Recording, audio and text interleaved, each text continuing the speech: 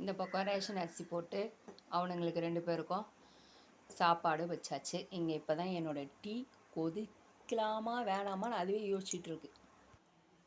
ஆஃபீஸுக்கு அனுப்புனாலும் வேலை தான் ஃப்ரெண்ட்ஸ்.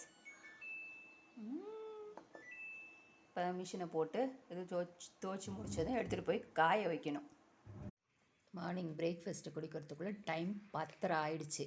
ஆனால் இதை குடிச்சிட்டு தான் நான் போய் துணியை காய வச்சுட்டு அதுக்கப்புறம் வந்து தான் பிரேக்ஃபாஸ்ட்டு பூரி சுட சுட போட்டு சாப்பிட போகிறேன். துணியெல்லாம் காய வச்சாச்சு.